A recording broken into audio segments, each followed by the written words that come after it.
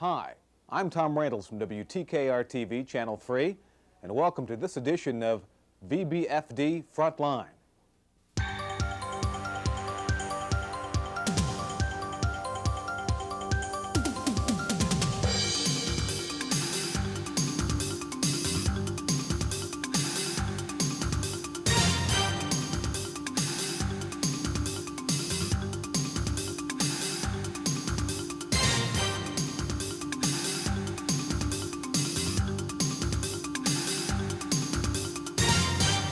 Hello, I'm Captain Buddy Martinet, and welcome to another edition of Frontline.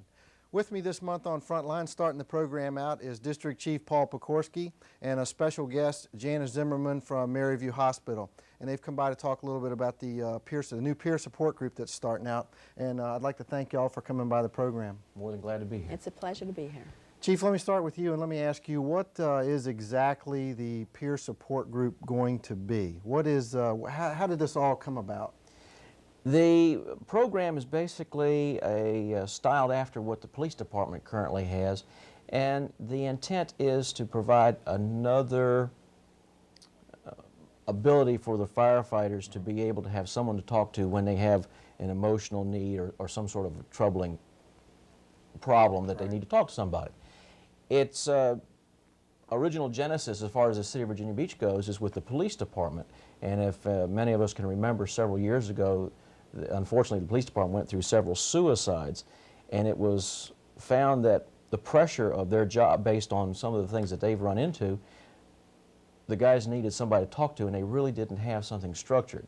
So this program is intended to maybe provide a big buddy, a good buddy for someone to talk to, as opposed to the structured thing that we have now, and as an offshoot to allow more communications and help for our firefighters. And Janice, how do you see this program as it's tied into the EAP program? Because I know Maryview runs our EAP program. Does this tie in together some way? Well, and that's one of the points we want to make. Certainly, you're always going to have your employee assistance program, but one of the points I want to make today is that the peer support program is going to be your program. And so the way that we're going to work together in the peer support program is, first of all, we're going to provide the initial training. We're going to be as consultants to the program, and we will always be available in terms of telephone contact and that sort of thing. But what we want people to understand is that the peer supporters are not tied into the employee assistance program. One of the important things that your folks, firefighters, need to remember is that your peer supporters will be bound by confidentiality as we are bound by confidentiality. And that's going to be a really important key to getting the program off the ground and for people to begin to use your peer supporters. Let me ask you this now. Let me get this straight. If I volunteer to do this peer support group program, I'm going to give my name to Chief Pokorski, and then you are going to provide me with the training. Right. What, along those same lines now, what happens if maybe I'm not trained so well? I mean, you know, that anything could happen, but how are the firefighters in general, are there guidelines, I guess, to how you're supposed to handle somebody that comes to you with a problem? Right. There are going to be two big emphases of the training. The first part of the training is going to emphasize your ability, for instance, if you would volunteer as a peer supporter, to be able to remember about some of your own incidents over your life career as a firefighter that maybe stuck out in your mind, that maybe made you have strong emotional feelings. So the first part of the training will be to get the group of peer support volunteers to remember some of those incidents, because our premise behind that is that if you can remember some of your own feelings, then you'll be a better help to somebody else. The second part of the training then is going to teach you some specific skills. Listening skills are going to be stressed very, very importantly, because the important thing is that if you listen to somebody, you're not going to do them any harm. You're going to do them a lot more help than harm.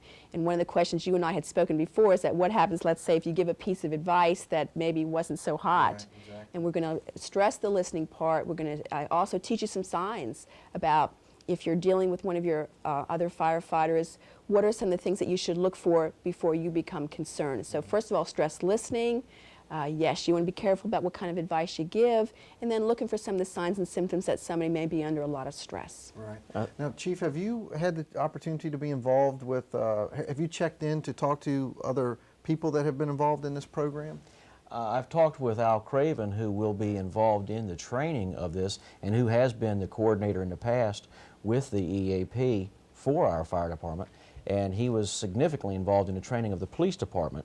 So I've been in contact with him on this, and he will be working with this team to do some of the training as a consultant for Maryview, because he's now retired. I don't know if the guys are all aware, the folks are aware of that, but he will be a consultant with us. I think the point that needs to also be included in this is that lots of times all someone needs is someone to listen, and that may help them organize their thoughts and better be able to deal with their problems and go in the direction they need for assistance. And I think that's also what this program is designed to do. Yeah. I think it's going to also come back to the confidentiality thing. I think one of the important things about EAP was that you could go to EAP and it was between you and your counselor. And I think a feeling of mine, and I'm sure some of the things that they're going to be leery about, the other firefighters in the field, is, you know, what does happen if, you know, if I confide in you as my peer counselor and then you run and tell everybody, you know, and that's, I guess there's going to have to be really some self-discipline used in that process there. I think the point that to address that is currently there's 17 or 18 folks that have identified a desire to be trained, and I think that's great. What we are looking for is a sizable number of people, and with 370 people in this fire department, we're looking for a cross-section of day people, uniform, civilian, all the shifts, the specialties, as well as male, female, and the white, black, all of our makeup of the department. We need representatives, excuse me, from every part of the department. And the point here is the friendship, the good buddy that's being developed. If we get a sizable number of people in the department that are trained and their names are published, that they're willing to help their brother firefighter, everyone should be able to have someone that they know personally that is a good buddy and can keep this confidentiality amongst two friends. Right. And I think that's the hallmark of this whole thing.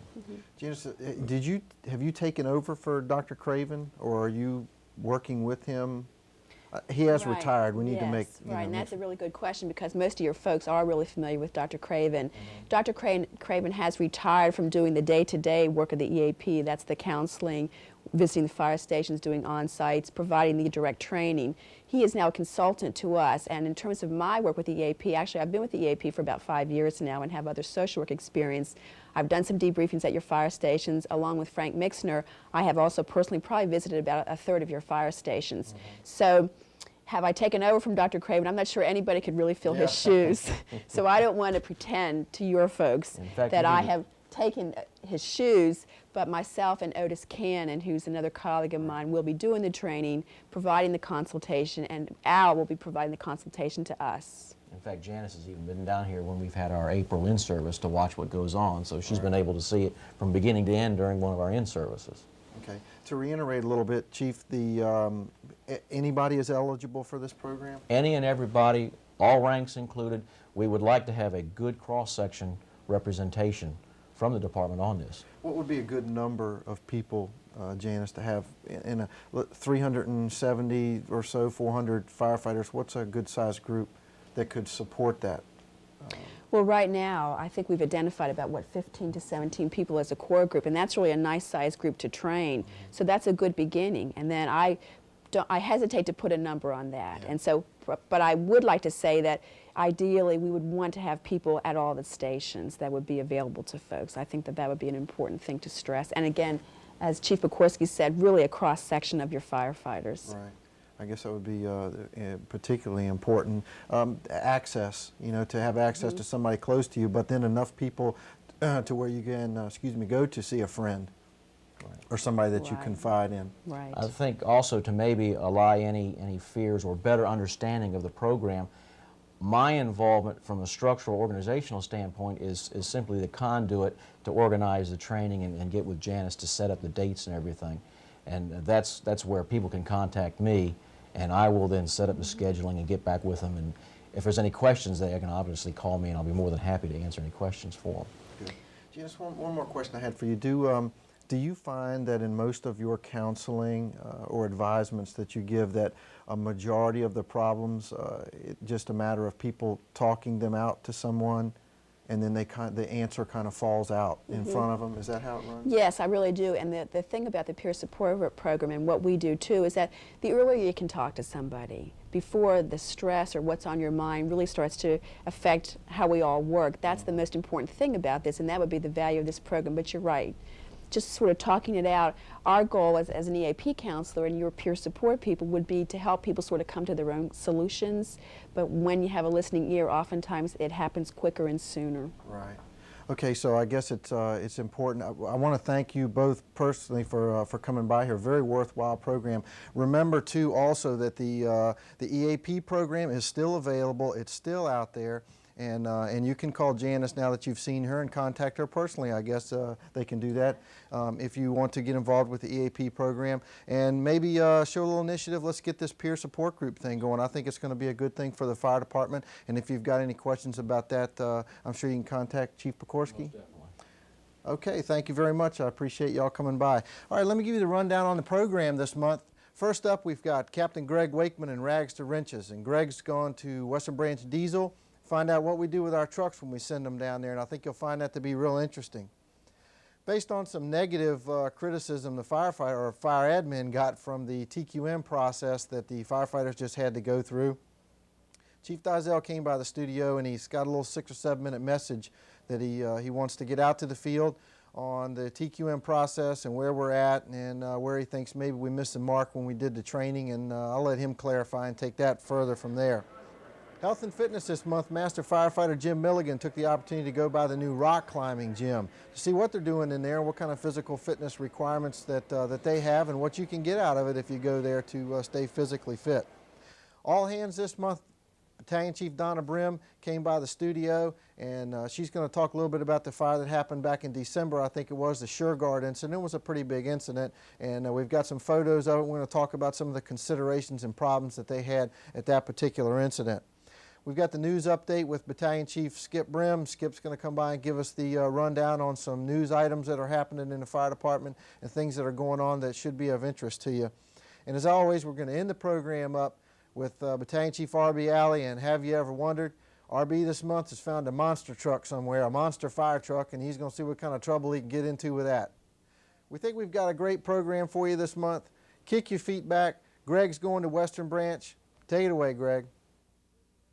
Welcome to this edition of Rags to Wrenches.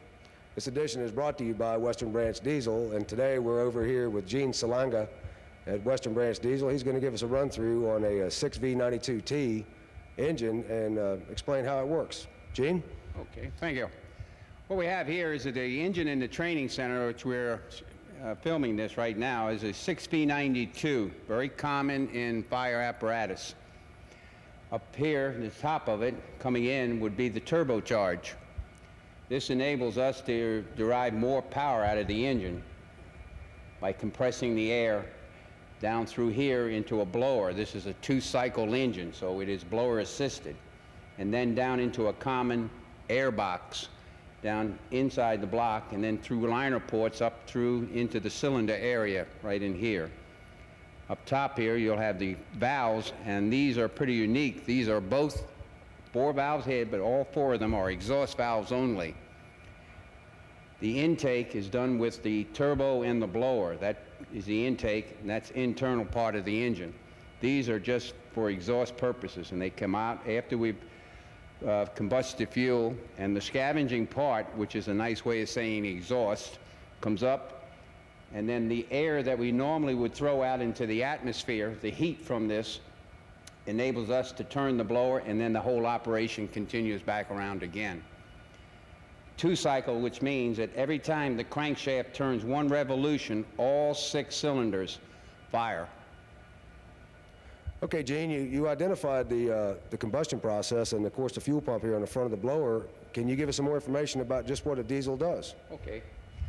A diesel engine is no different than any internal combustion engine. The 3 things that we need for it to operate efficiently is air, fuel, and ignition. Ignition is probably the biggest difference between the gasoline and a diesel. But we'll take the fuel system first, because that's one of the things that it will need. All Detroit diesel engines will have a fuel pump of this type. It is a positive displacement, small type, low pressure, fuel pump. What it does, it transfers the fuel that you have in your storage tank or fuel tank and brings it up through the system, comes up, then to a filter right here. From the filter, it branches off to both sides of the head. And in this case, it's a V engine. If it was an inline engine, it would just bring it to the single head.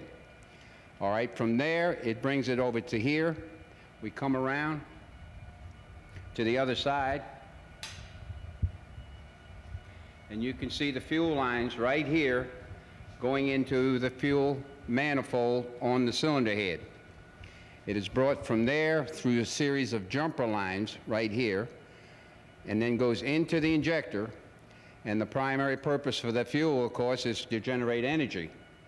The other primary purpose, which is probably just as equal, is to lubricate and cool inside that injector. We do that with the diesel fuel because of extreme high pressures within that injection system. It's about 20,000 psi. All right, we use it, 25% of it to use for energy. The other 70 to 75% we return back through the system and then back to the fuel tank where we got the fuel, and the whole system will continue on. Well, Gene, you've identified a lot of the components on the diesel engine. Why are there no spark plugs? What makes this thing operate? Okay, it is a common internal combustion engine. Again, it needs air, fuel, and an ignition. The ignition is the point where we differ from gasoline engines in so much as we don't use a spark plug to ignite the fuel. We use what we refer to as compression ignition.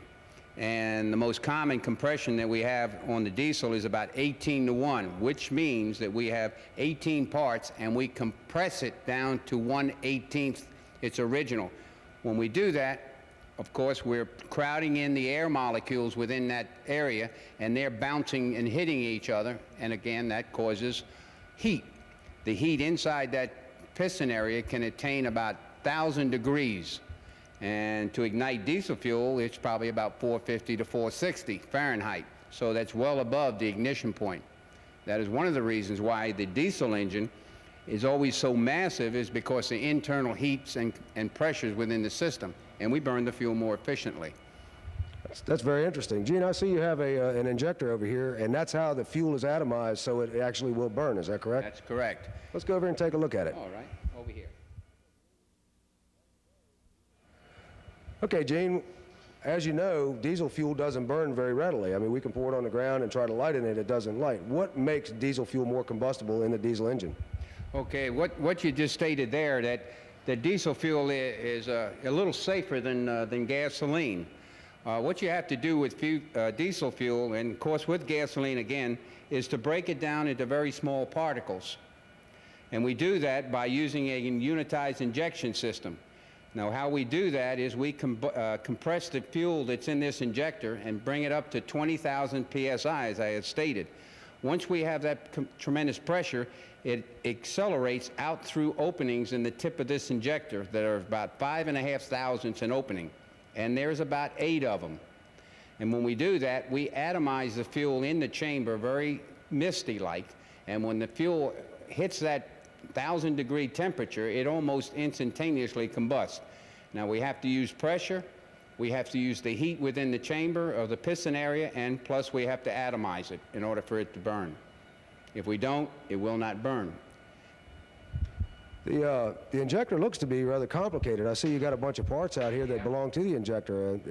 Well, if you take and do like about 1,000 of them, it's not really complicated, because the injector itself, there are 2 main components in an injector. And that is the plunger and the bushing right there. That's how we pressurize our fuel into the system right there. We trap the fuel, and then of course we trap it in there, and when it compresses out, it relieves a valve in the injector tip itself right here, and then it accelerates out through the opening. And that's as simple as that. All the other stuff that is within this injector, we can put in any injector we wish, any size or meter fuel that we want to, accomplish. Now, how we meter that fuel and how we atomize it in there is these 2 items right here. This is the injector, the plunger and bushing, the needle valve, and the tip. Okay, Gene, now that we've seen understand the basic principles of the diesel engine, and you've shown it's an injector. How do you modify the fuel load that goes into the combustion chambers? Okay.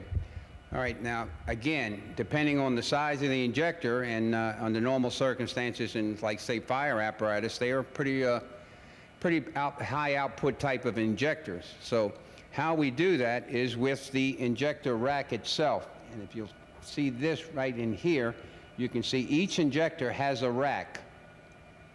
And the rack is held there by what we refer to as the control tube, and through linkages up into here, up into the governor.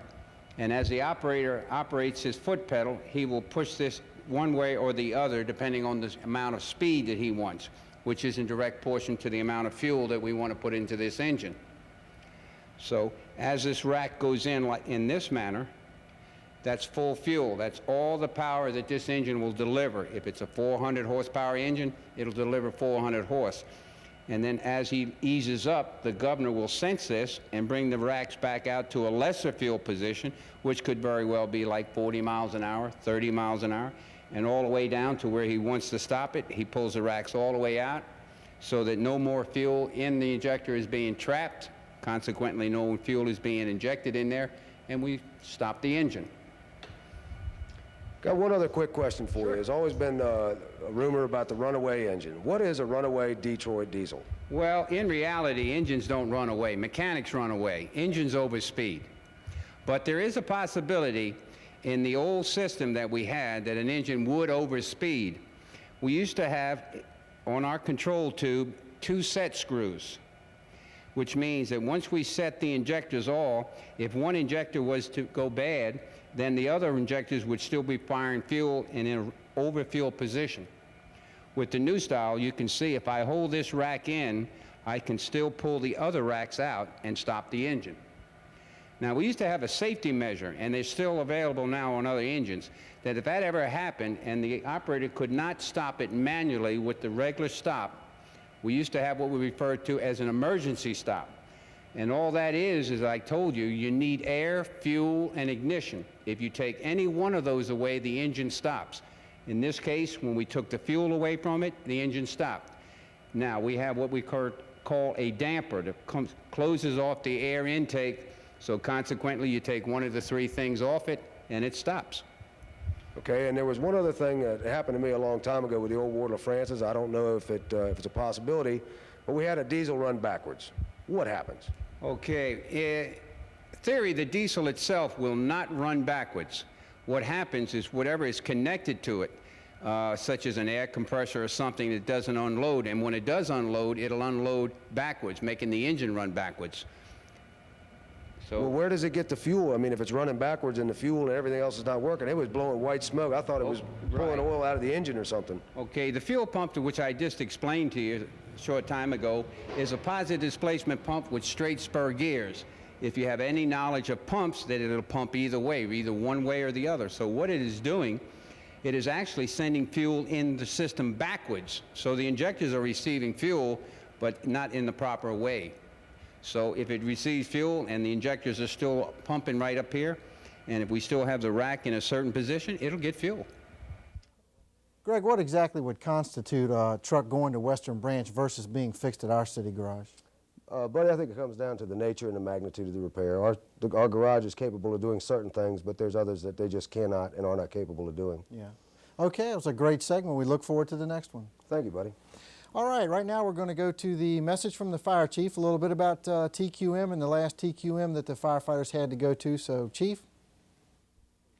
In the aftermath of the citywide effort to bring TQM training to you, we heard clearly from your evaluations what your feelings were. It's prompted this tape. We missed the mark coming at you in terms of trying to share with you what's going on in that area. If you substitute the term continuous improvement for total quality management, they're interchangeable. That, in essence, is what this fire department has been for years and years. And all you have to do is look around at your equipment, your procedures, and it begins to dawn on you that we've been in a form of continuous improvement and we'll stay in it.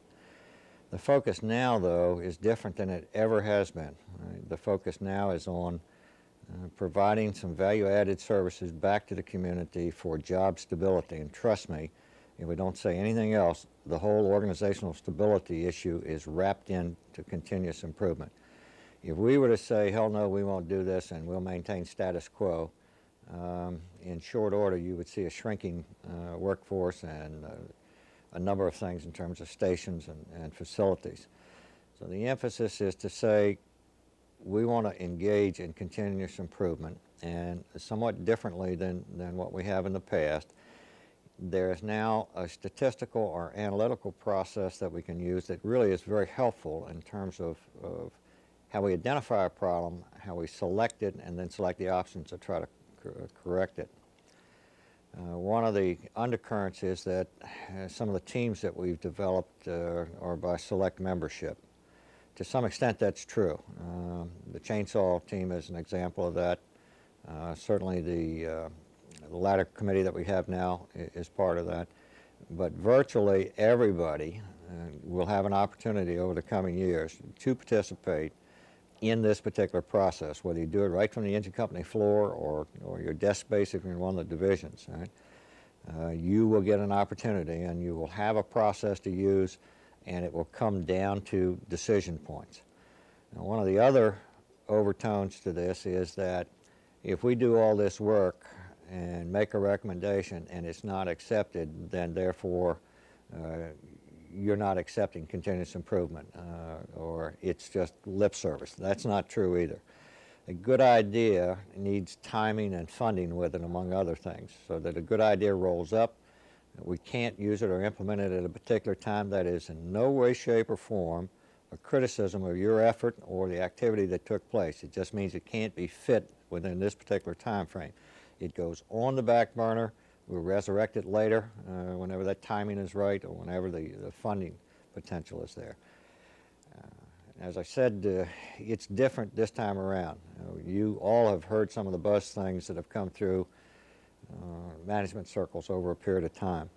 This is different. The funding's different. We have a crucial issue in water. If we don't have water, we're not going to have a large, viable city. On top of that, we're looking at the potential closing of the major employer in this area, which is the military base NAS Oceana. That represents a $350 million income loss to all of us. All right? And the spillover or domino effect of that in terms of housing, small businesses, etc., is truly amazing, all right, and frightening. All right?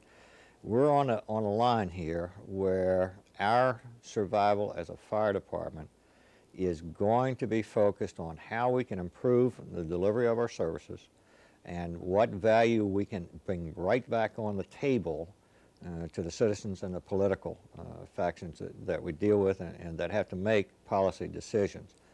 An example of that is I applaud all of those folks who have expressed an interest to increase their EMS skills. All right? I think that's a value-added component, irrespective of whether long stream you're looking at some monetary reward. The initial overtone and response from all of you was simply unbelievable.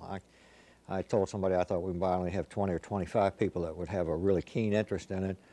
Over 110 of you expressed that interest. Right?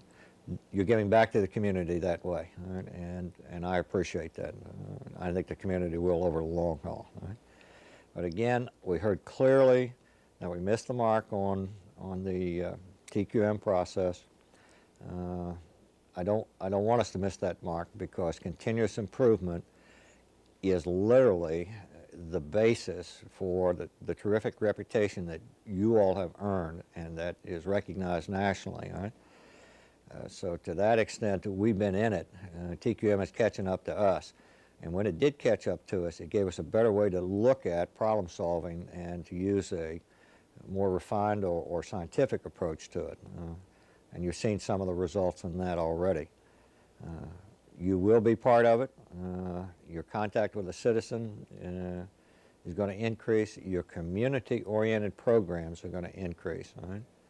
The whole point, again, is value added. We need to come right back and say we have some basic services that we do well, and we have some services that are humanistic or humane in nature, and productive for the quality of life in this city. Please look at it that way. Now, as I come through the engine companies and sit down with you and have a cup of coffee or something, whatever concerns you have on continuous improvement, throw them at me. All right? There's no barrier there whatsoever. All right? But the bottom line is that if we don't do anything and maintain the status quo, we're in big trouble. All right?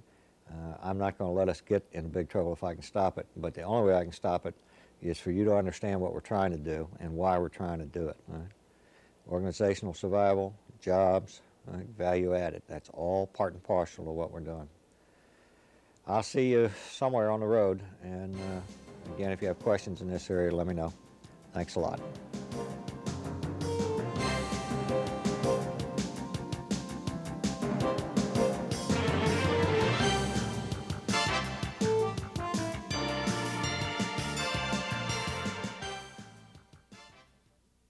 Glad you could join us for another segment of Health and Fitness. We're at 101 Pennsylvania Avenue here in Virginia Beach today at the Rock Gym. I have on my right here Larry Vaughter, and on my left I have Richard Perry. These two gentlemen are co-owners of the Rock Gym, and we thought we'd talk to them a little bit about their facility. Let's see, let's start with you, Larry. What gave you the idea to start a Rock Gym in the first place? Well, I've been living in Virginia Beach now for 4.5 years, and I've always been a rock climber. And there's about 85 rock climbing gyms in the United States, and there hasn't been until now one in the state of Virginia.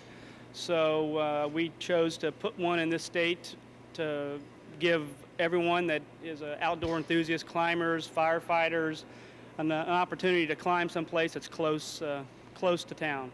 Yeah, that's great. Well, it's a nice looking facility. Let me ask you, Richard, what kind of response have you had since you've been open? I've had a great response from all different types of groups and people. Is that right? Well, if someone like myself wanted to come in and climb, do I have to have any special expertise in rock climbing to do this?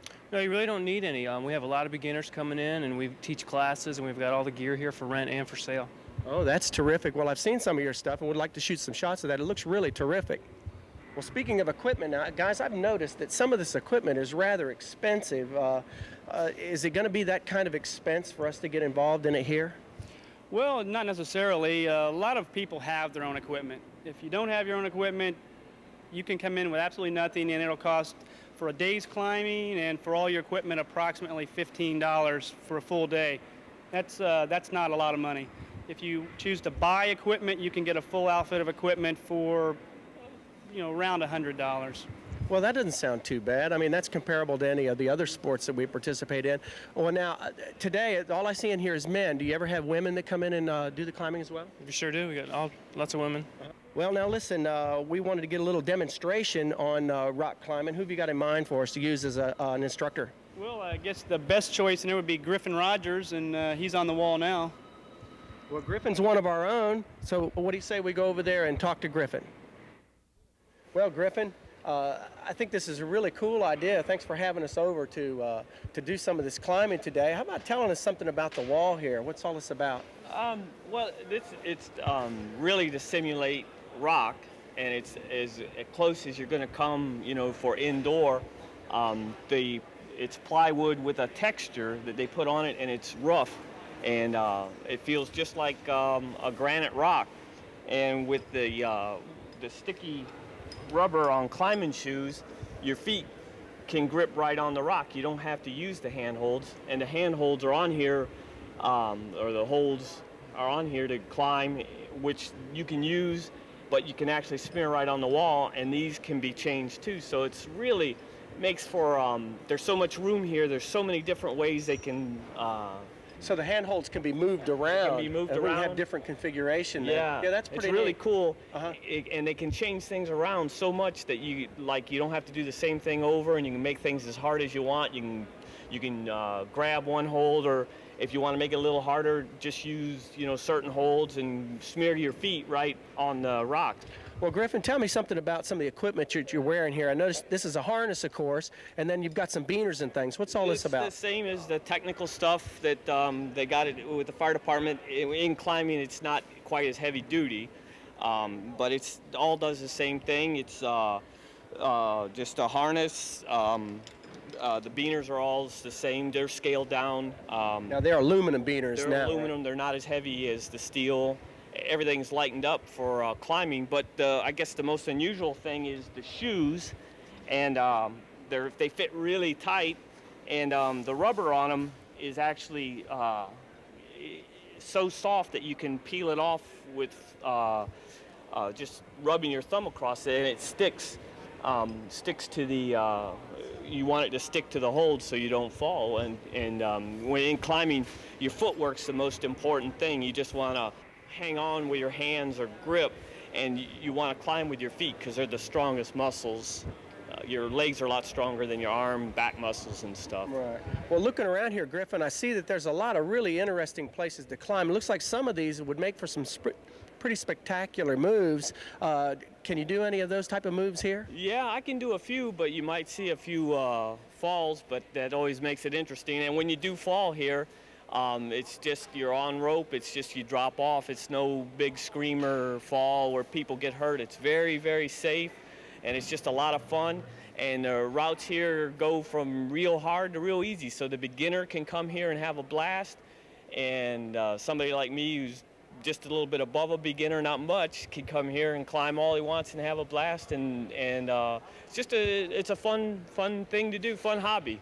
Well, now, you and I talked about this before. You've been doing a lot of outdoor climbing, too. Where are some of the places that you have climbed? I have climbed, the best place or the farthest place that I've been is I went to Yosemite twice, and that's probably the coolest place I've been.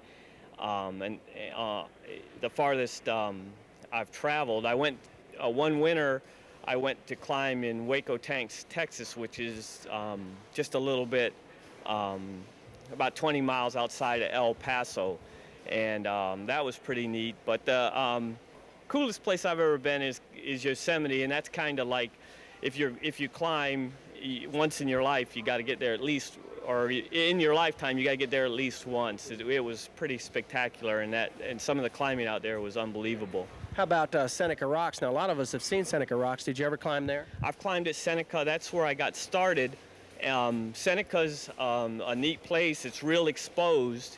The exposure at Seneca's figures into the climbing a lot. You got to really have your head together. And at Seneca, there's not a lot of top roping. It's all lead, just about all lead climbing. And so it's kind of, if you can climb at Seneca and not have the height and being exposed, being a couple thousand feet off the ground, not bother you, and keep your composure, you can go just about anywhere. Well, Griffin, after climbing all day, you could be stuck on a wall and get hungry. I know you can't get a burger or something like that, so what do you do while you're out there? Oh, I always carry an apple with me, Jim. Oh, man, a Gold Delicious apple. Yeah, it's my favorite. Yeah, Golden so you Delicious. just carry that in your pack? Yep. Carrying in a pack, much better than a banana. Yeah, your dad will like that. Well, I like a Red Delicious myself. I feel like that's a real good apple. But Griffin, I'm going to tell you something about apples you probably don't know, is that it's the complete apple that becomes the food medicine for you. It manipulates the blood and increases the high-density lipoprotein cholesterols and decreases the LDL cholesterols, which is an artery clogging item in the blood, and it's something that you don't want. Also, the pectin is one of the key ingredients in an apple, and that's contained in the skin. Now, when you combine pectin with the regular products, the regular substances in the apple, you get a terrific food medicine. An apple is terrific for fighting viruses. It's great for suppressing an appetite. So those of you that are trying to lose weight, an apple's perfect. It also stabilizes blood sugar. And for folks that had trouble with their blood sugar, diabetics, things of that nature, it's an absolutely terrific food for that. 2 or 3 apples a day would be just terrific for anyone. That's what we'd like to recommend for you today on the health segment, is the apple. Well, Griffin, I want to thank you for having us come out today and make sure that let Larry and Richard know how much we appreciate it. And if any of you folks want to find out more about the Rock Gym, you can call here to the gym, or you can call Griffin at 12C. I'm sure he'd be glad to give you any information. Once again, Griffin, thanks a bunch. No problem. It was great to have you guys come out. Super, thanks. Welcome back to the studio. It's my distinct privilege right now to have with us Battalion Chief Donna Brim from Battalion 4, and we've got another great all-hands segment for you this month on Frontline. This month on Frontline, we're going to be discussing the SureGuard storage fire that happened on North Military Highway a couple of months ago, I guess sometime in December, and Donna's going to let us know what happened there. We're going to show you some slides and some footage of that and let you know what went on there. So Donna, thank you for coming by. Thanks, buddy. Glad to be here. How about starting us out, Donna, by giving us a brief overview of what exactly happened at SureGuard, what you were presented with? Okay, I'll keep it as brief as possible. It was December 24th, Christmas Eve day. The call came in about 9:30 in the morning. People saw smoke, very light smoke, coming from the SureGuard on North Military Highway. Engine 10 was first in, and they just gave light smoke showing because that's all it was. Very light in color, very light in quantity, no active fire seen. So they went in to investigate and opened the door to the hallway of the actual fire building and went, oops, we got some real problems here. And from that point on, they set up their lines and just tried to get things in place. Right. You were running district chief that day, as I understand it. Correct. Was after the initial assessment was done by the Engine 10 crew, did they call for additional assistance at that point, or was it further along in the operation? Well, at that point, they were so busy trying to set up their lines. They had kept the engines out on the street because that complex is so difficult to access with our larger trucks now, that they had to get their 5-inch in there, get their hand lines stretched. And by that time, Captain Scalaney from 9B had arrived. He took command. And they were really just trying to figure out exactly what they had to deal with. Or the extent of the fire, because you couldn't tell. Right? Exactly, because unfortunately, this type of structure, these self-storage places, are not buildings that we normally pre-plan, so they had never been there. Right. And we all anticipate that the typical construction access, through garage-style doors on the outside, isolated to one unit, maybe two, pack up and go home. Right. And that just did not turn out to be the case at SureGuard. Let's talk now about after the initial assessment and the attack was in progress. What were the problems, as you can see by the map, were that you had access from different points in the structure. In other words, it had outside garage doors and then inside. Can you talk a little bit about that? The access problems and the construction were the biggest obstacle we had. Right. We went in the hallway, the first access hallway that we saw the most fire coming from, and they anticipated fire would be limited to maybe a few units. But you really had no idea. The smoke, because of the construction, didn't travel directly upwards from the involved units. It was just, the hallway was absolutely flooded with smoke. It was extremely hot, extremely difficult to ventilate, and really created a lot of problems. When Bill got there, he realized, we had some major problems, and from that point on, we started calling 4 additional manpower trucks. We ended up bringing in Chesapeake to assist, and well, Donna, what about the access into the doors themselves? I understand from several of the people that were there, once the heat in the thing got going, it warped the doors, and then like the roll-up doors wouldn't roll up, and you actually had to cut your way into those, or what exactly took place there? Big problem for us. They were lightweight metal roll-up doors, and because the fire had progressed to such a point, it just heated everything up, and the springs, the spring assemblies to those roll-up doors pretty much were destroyed for the most part, and just about all the units involved. So you couldn't just cut the locks and roll the doors up. We had to actually cut each door. 9's ladder crew started out with an air chisel, which was a little bit before I got there, but they said it worked great. But it malfunctioned very early on after like 2 or 3 doors, and we had to kind of drop back and punt. We ended up using our power saws, and with the metal cutting blades, it was slow, but they were the most effective. Axes just tended to push, because they're so blunt and heavy, tended to just cave the doors in. And so the saws were our best shot at it. Speaking of saws, how about the ventilation? I know that was a major concern there, and some different types of ventilation took place than would normally take place on that type of structure. So, what about that? It was a heck of a learning experience for all of us. We did types of ventilation we have rarely do in this department.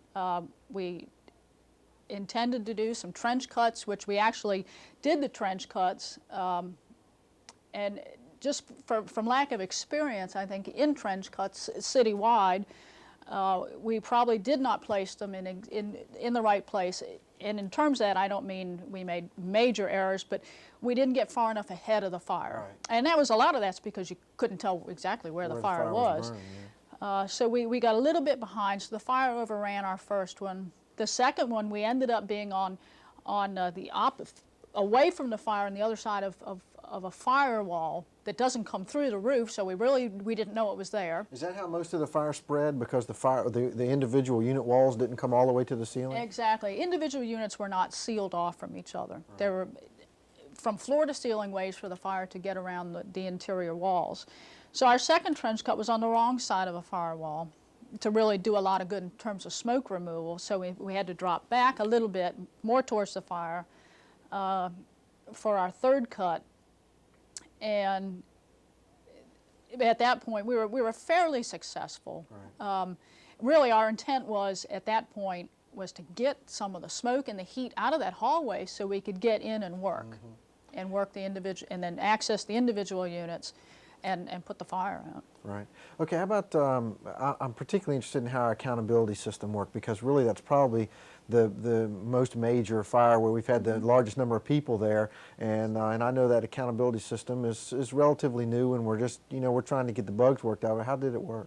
It worked very well under the circumstances.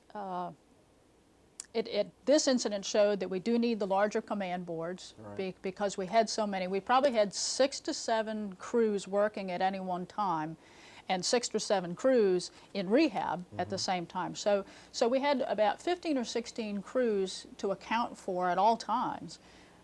So we did need the bigger board. We definitely, when you get to a situation that big, you definitely need somebody at the command post handling accountability. Right. And we need the makeup kits, because we didn't have anything for Chesapeake's crews. Right, I was going to wonder about that. We see that Chesapeake was there helping out, and I was wondering how they fit into that system. Yeah, we had 3 crews from Chesapeake there helping, so we just kind of had to rely on memory to keep track. But the sector commanders were just excellent. If we saw at the command post a crew that we thought was inside, and the next thing we know they're walking towards rehab, we immediately called a sector commander. We said, okay, we see Engine 9's crew is out, who has taken their place? Because our entire strategy was to keep rotating crews. As they went through a bottle, they'd come out, go to rehab, and we'd continually insert other crews. So we knew somebody probably was in there taking their place, and the sector people were just excellent. How about the number of crews and the length of time that they were there? Was any consideration given to one of the major concerns I always had when I was out in the field at the oceanfront was that the first company in was always the last one that left, and that seemed kind of ridiculous. Was there any consideration given to getting some of those initial people out of there and rotating them through with fresh people? Or we did good and we did bad in that respect. We did good, and we got the initial crews. They left the scene after, I'd say, 3 to 4 hours, and we sent them to some of our slower running companies. As a matter of fact, one of 10's crews went to company 20, and then 20 was brought to the scene. 9 was released fairly early on.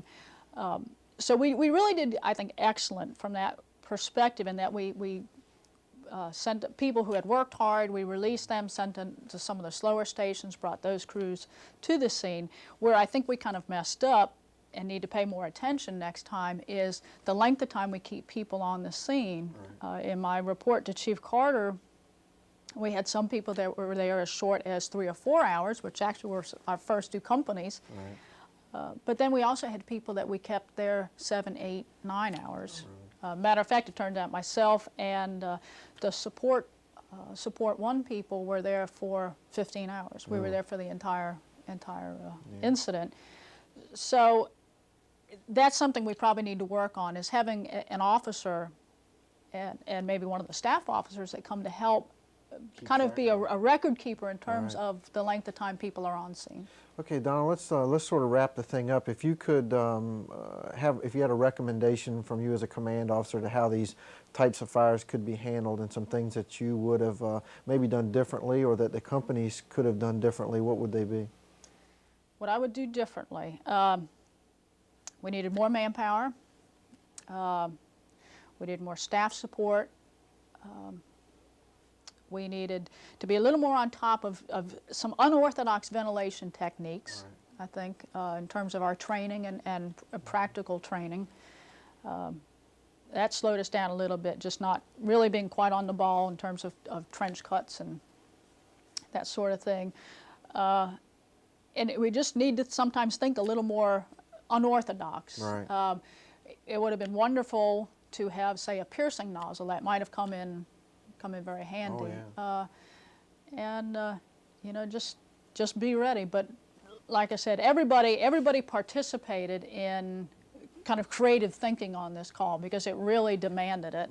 And everybody participated in saying, well, let's try this or let's try that. And we always kept safety first. And it was a bizarre scene on the inside, and I'm sorry we didn't get any pictures of that, because at times when those saws were running in the very hot and smoky conditions, they said it really scared them because they heard the saws, they couldn't see, and the only time they knew exactly where that saw was when they saw the sparks flying. Right. So it was a very tight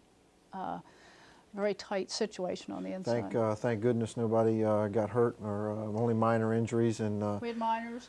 Yeah, so that was good. Well, listen, Donna, thank you for coming by the studio and sharing this information with the field. And like I said, I hope they get something out of it. If you have any questions about the SureGuard fire, call Donna. She has a lot of information about it. As a matter of fact, a detailed report, post-incident analysis that went in, and you can get that information.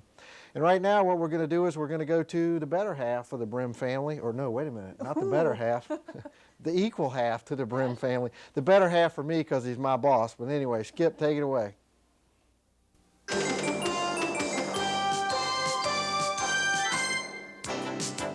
This was the scene on February 22nd when a bomb exploded at a local business off Bird Neck Road. Well, thank you, buddy, and I'm glad to see you know which side your bread is buttered on. Well, welcome to this edition of VBFD Frontline News Updates. Company 12B responded to a call in the 900 block of Bird Neck Road and discovered an exploded bomb which was in the back of a pickup truck. This was only one of several incidents which have happened at this business. The owner of the business, whose name is being withheld, talked to VBFD Frontline about the incident. Okay, I arrived here and I drove around back and was talking to a friend of mine who has a business next to it. And then I pulled back around front. When I got out of the truck, I noticed there's a blue towel in the back of my pickup. So I just launch, reach over there, grab it, and it's heavy. So I set it back down. It kind of falls to its side and I unwrap it. You know, kind of flip it around, unwrapping it, trying to figure out what the hell it is. Thought maybe she left me a present or something. I open up and there's a black box on the side. I flip it open and it looked like a little outhouse. Take the nail out of it, gonna open it up, see what's in it, and all of a sudden it dawned on me, nah, I better not. So I go back and talk with my buddy that owns the business next door. I said, come here, I want your opinion on this. So he comes over and he looks at it and he fiddles with it, and I'm standing in the front of the truck. We go back to his shop, we get a long spool of cord. He ties it to it, I'm standing on the front of my truck where the drain pipe is. He's standing over there where the other drain pipe is with the string, and he opens it up and gets about that fire open, it explodes. In a separate but related incident involving bombs, the Virginia Beach Police Department Special Investigative Unit and the Virginia Beach Fire Department arson investigators conducted an inquiry into the dealings of a convicted felon. In a confidential tip, the Police Special Investigative Unit was informed that this person had some firearms and held them on his property. After serving a search warrant, the Beach Police Special Operations Entry Team located 4 pipe bombs. The devices were taken to the firing range at Camp Pendleton, where the State Police Bomb Squad detonated the bombs. Fire investigators called for the fire department video crew to record the detonation procedures. The devices were buried 3 feet in the sand and detonated individually.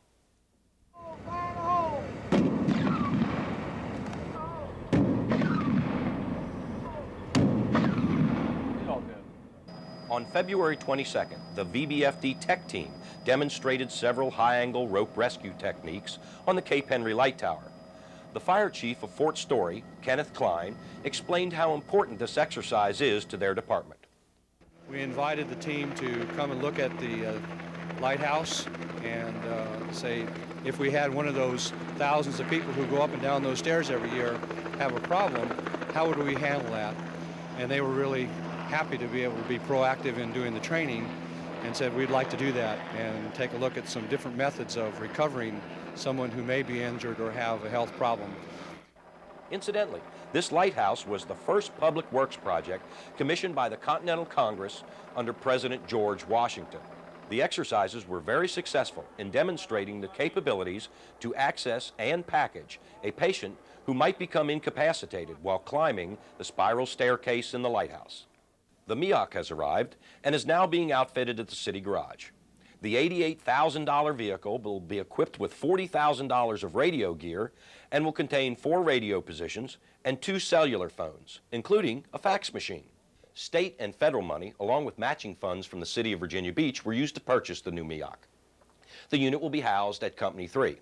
Well, that does it for this month's edition of VBFD Frontline News Updates. Be sure to keep us informed, call us, let us know if you have anything going on so that we can send the video crew out and get some pictures for it and put it on next month's updates. And now, we go to the Tidewater Fire Photographers Association segment with some recent pictures.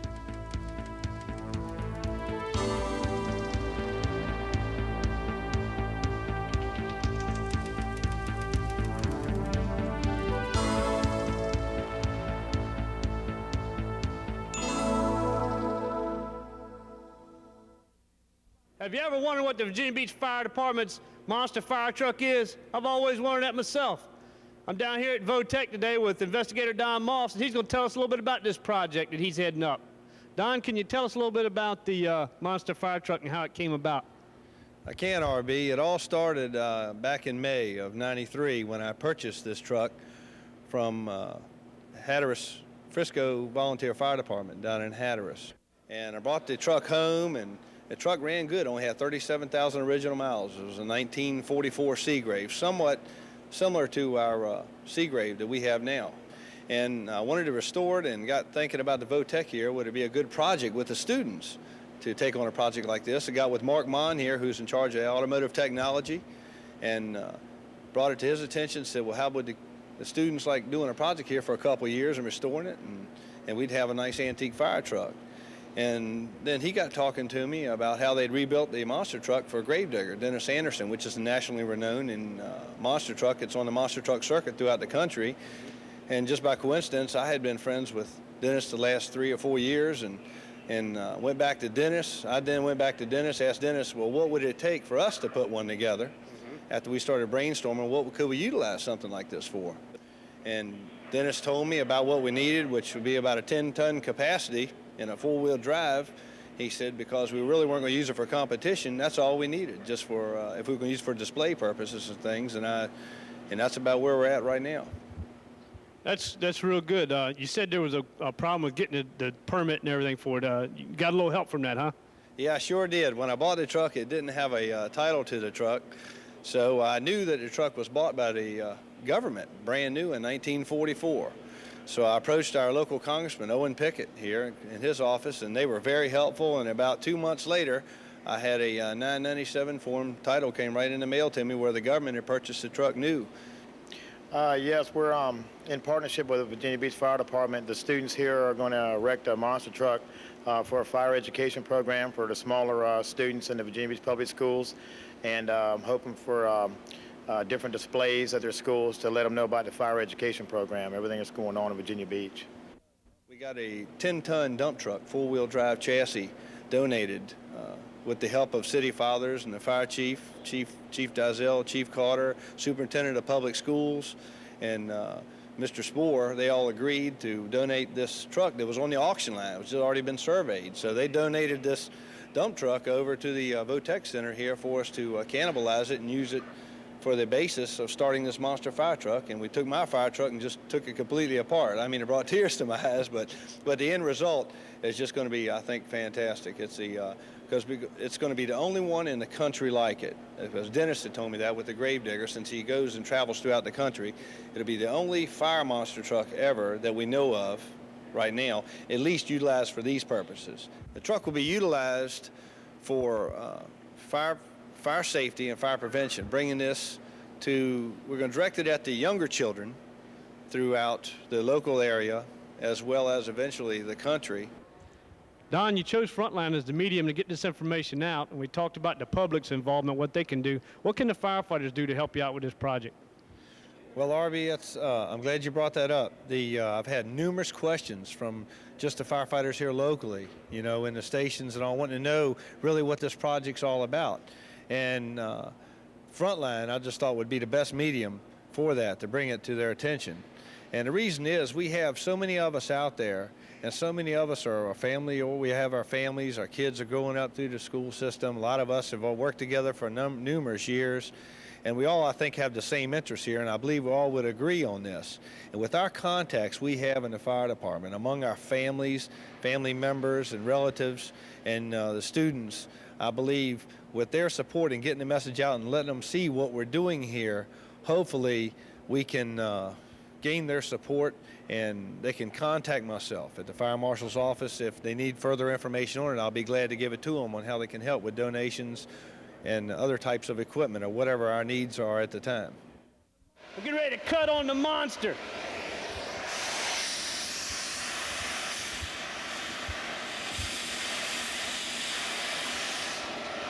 Hey, Don, this isn't the gas tank, is it?